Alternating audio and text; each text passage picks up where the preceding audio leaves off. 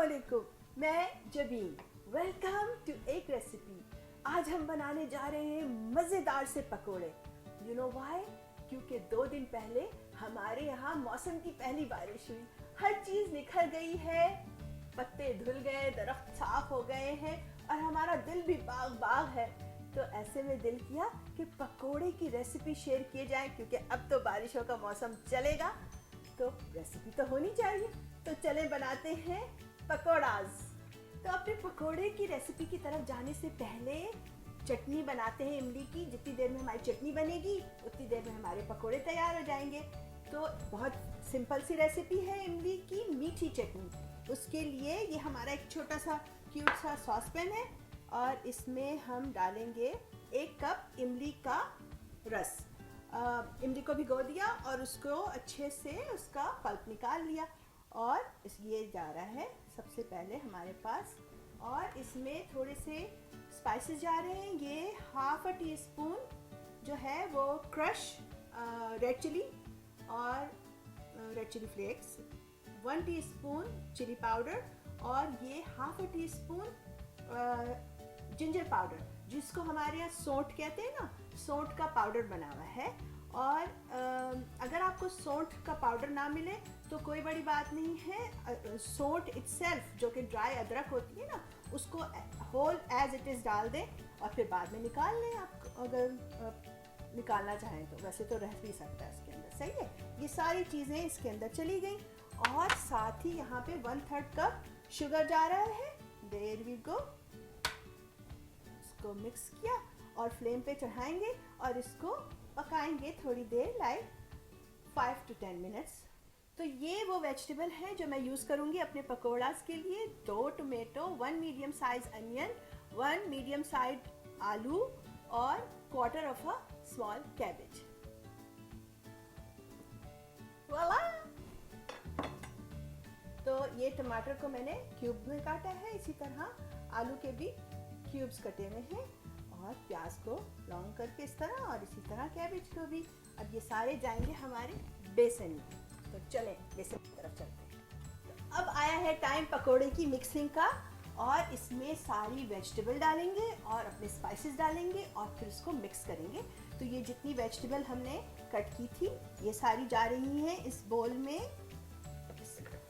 और यहाँ पे जा रही है spices. 1 teaspoon cumin seed, 2 teaspoon salt और 1 टीस्पून रेड चिली पाउडर। यहाँ पर है हमारे पास 1 teaspoon baking powder, 1 teaspoon crush coriander seed and 1 tablespoon kasuri methi leaves.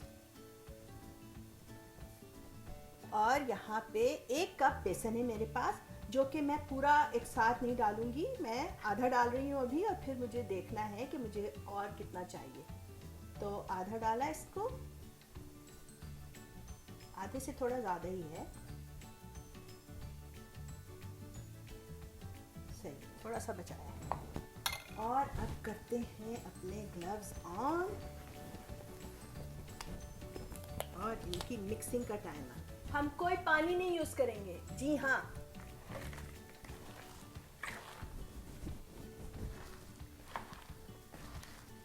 जो वेजिटेबल में अपना मॉइस्चर है वो ही बेसन के लिए काफ़ी है, और सारा बेसन जो है वो कोट कर देगा हमारी वेजिटेबल्स को। और जनाब मज़ेदार सा हमारा बैटर रेडी हो जाएगा। तो जो बचाया हुआ बेसन है वो भी मैं इसमें ऐड कर दे रही हूँ, तो टोटल 1 कप हो जाएगा। तो ये देखिए, मैं खास से 3 से 4 मिनट मुझे लगे इसको मिक्स करते रहने। इसको इतना मिक्स करना है कि ये देखें ऐसे ये गीला गीला सा हो जाए, लेकिन कोई अलग से बेसन रन नहीं कर रहा है बोल में, सब कुछ टुगेदर है और एवरीथिंग इज कोटेड। बेसन इतना कम भी नहीं होना चाहिए कि सारी चीज़ें अलग अलग नज़र आ रही हों, और इतना ज़्यादा भी नहीं होना चाहिए कि टू मच कोट हो जाए। तो ये मेरी ये कंसिस्टेंसी बिल्कुल परफेक्ट है। और अब हम इसको फ्राई करेंगे। That's it, let's go to kadhai. तो ये देखिए हमारा तेल मीडियम हाई पे था और गरम लग रहा है अच्छा खासा। और अब हम इसमें टाइम है to dig in. Here we go.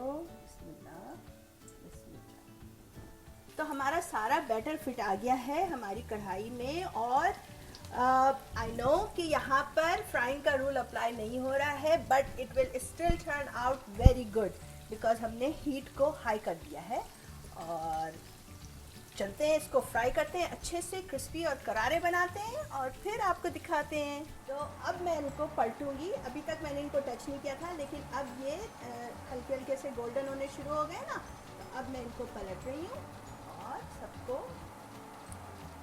क्योंकि जब वो बैटर उसका फ्रेश होता है ना और आप चम्मच बीच में घुमाएं तो बैटर हट जाता है।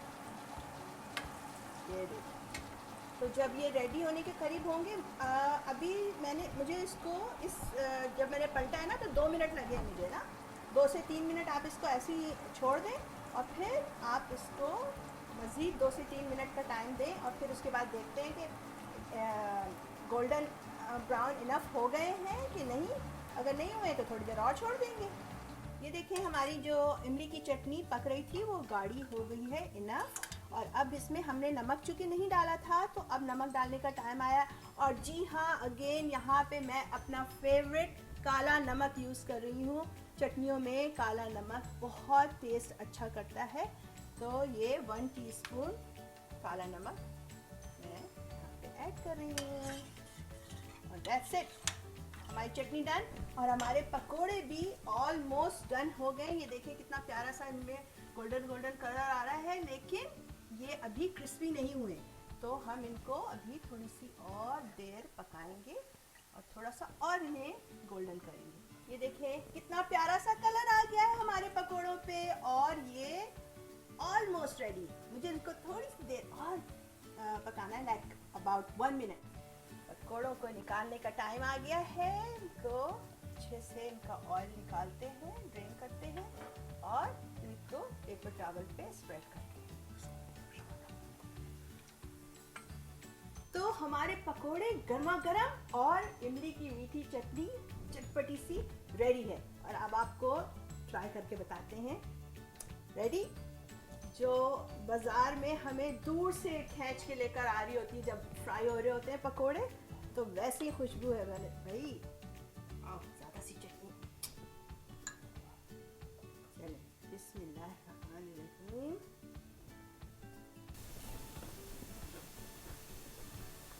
ज़बरदस्त, एवरीथिंग इज सो क्रिस्पी। और जो जब फ्राई हुआ होता है ना अनियन, उसकी खुशबू और उसके अंदर जो हमने कसूरी मेथी डाली है ना, उसकी वजह से बहुत ही, आप डिटेक्ट नहीं कर सकते, आपको नहीं पता चलेगा कि इसमें कसूरी मेथी डली हुई है, बट उसकी वजह से एक बड़ी अच्छी सी खुशबू आ रही है। और शायद डिटेक्ट कर लें आप, यू नो। तो जनाब आप भी इसको ट्राई करें, और बारिशों के मौसम में, और you don't need any excuse. Pakora के लिए आपको कोई एक्सक्यूज़ की ज़रूरत नहीं है। ऐसे ही बनाएं शाम की चाय के साथ, मज़े करें। आपको मेरी रेसिपी अच्छी लगी है, लाइक कीजिए, शेयर कीजिए और सब्सक्राइब भी कीजिए आज अगर पहली दफ़ा आए हैं। और बेल आइकन को डिंग करना मत भूलिएगा, इससे आपको नोटिफिकेशन टाइम पे मिलती रहेगी। याद रखिए, आपके खाने में मज़ा इंग्रेडिएंट से नहीं आता, प्यार और तवज्जो से आता है। तो always cook with your heart. ऐसी और बहुत सारी दिलचस्प और मज़ेदार रेसिपीज़ के लिए आइंदा भी मिलते रहेंगे। उस वक्त तक के लिए इजाज़त चाहती हूँ। अल्लाह हाफिज़।